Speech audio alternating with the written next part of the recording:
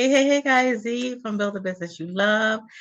First of all, I would just like to say thank you guys so much for tuning into my videos. I really appreciate it, and I hope that they are helping you in some way, shape, or form. So I do appreciate it, and thanks for tuning in, right? Today we are going to talk about ticketed events. So having events in your event space or allowing people to have events in your event space and they are selling tickets.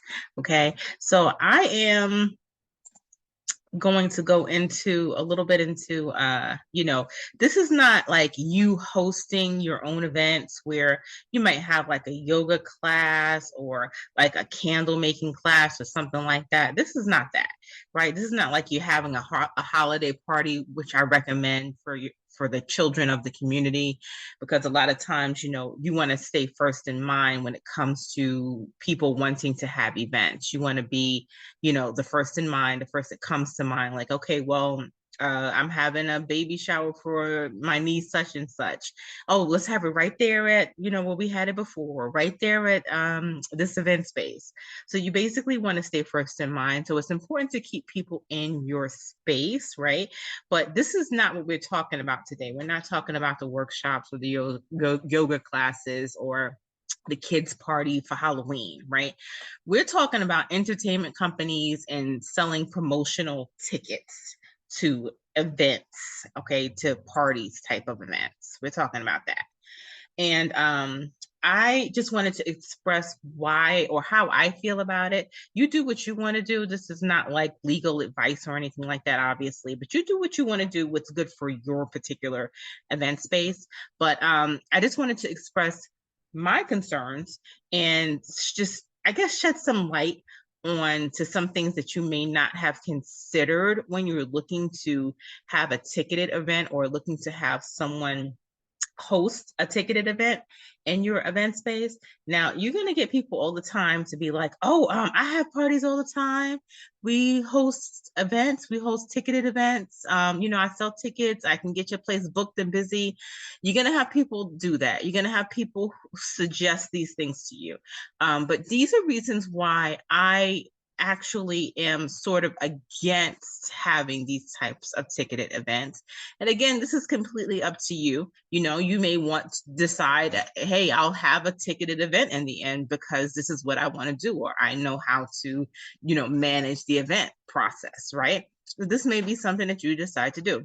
But I just wanted to share my concerns because they may also be your concerns as well. Okay. So let's get into it. So some of the concerns that I would have is, first of all, when you have ticketed events, we're talking about having complete strangers interact with one another, right?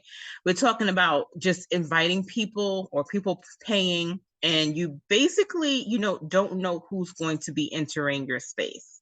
You don't know who's going to come in contact with who, how people are going to act, because we're talking about random people.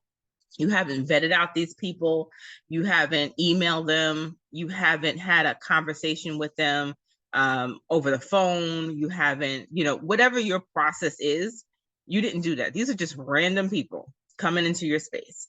Now, this is difficult because, when at least when you're having a friends and family event, they usually know who to invite, who to avoid the troublemakers, who can ruin their event.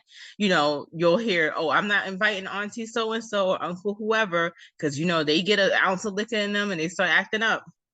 Right, we all know that. We all been there, right? We all heard those conversations, and you'll hear those conversations when you have your event space, if you don't already have an event space.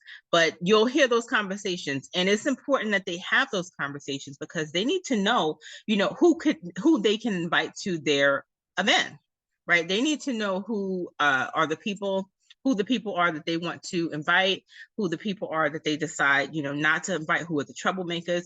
They know who they are, right? They know, okay. And I used to tell people, when I had my event spaces, I let them know, hey, if you have an auntie or uncle such and such, and you know that they act up as soon as they get, around people, or as soon as they get a sip of beer, you might not want to invite that auntie or uncle, right?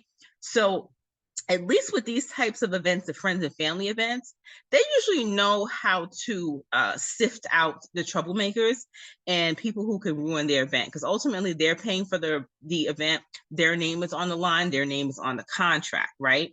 And even then, unfortunate situations happen. So why increase the liability, right, of having additional people in your place and you don't even know who they are, right? So that's my main reason. But in addition to that, right, it's also easier to hold a single person accountable on contracts than to have a ticketed event with someone who is not responsible, someone who is just, if you're selling tickets yourself, or if you hired, or someone, maybe an entertainment company or a professional company is, perhaps saying, or, they could rent from you and they'll sell tickets on the party's behalf, right? God forbid something were to happen, right? There's a big fight, there's, an issue, altercation, things happen. For certain things happen. And they can just dissolve their business. Just that simple. They can just dissolve their LLC and go out of business, and you won't be able to collect for damages. Okay, so that's something to consider as well. And again, I'm not saying not to do it.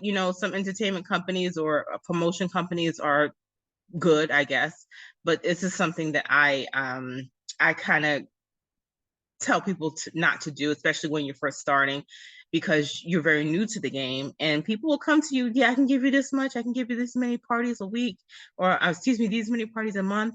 And a struggling startup business may agree to that because you want to keep the doors open, right? It also changes the dynamic of your business model, right? And increases liability concerns. So now you're not necessarily just an event space. You are also an event facility. You're an event, you actually host, parties. And that may be something that, I don't know, you may have in your contract, or the department of whoever it is that helped to get you licensed. Maybe you had to go before a board, they had considered, and maybe you told them that's something that you wouldn't do. So all of those things you need to consider, right? These ticketed events typically have larger crowds as well. So larger crowds, as we know, is harder to control, right?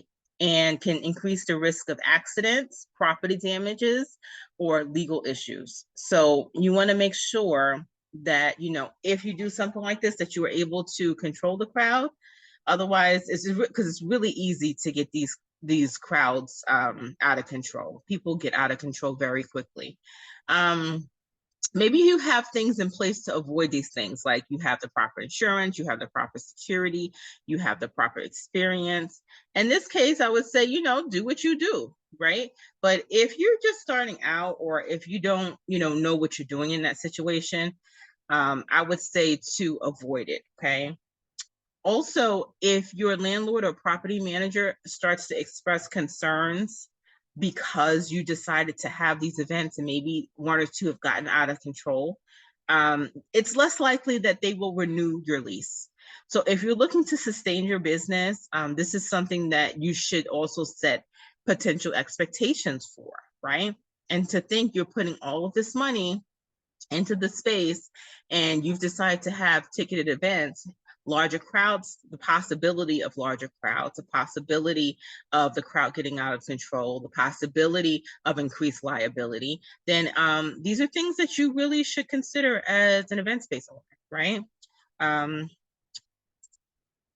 Don't forget, guys, to also subscribe to my channel if you like some of the content, if you want to get notifications about the videos as they come about, okay? Just so you know, I also have the website. I'm giving away free guides and downloads. You can download things like a startup cost worksheet or a content calendar like this one right here. And I have also created an affordable event space course to teach you how to start up, operate, and manage your event space, okay? I'm going to put the link below there And that is pretty much it. I thank you so much for watching, and I thank you for continuing to watch. I appreciate it, guys. So take care. Bye.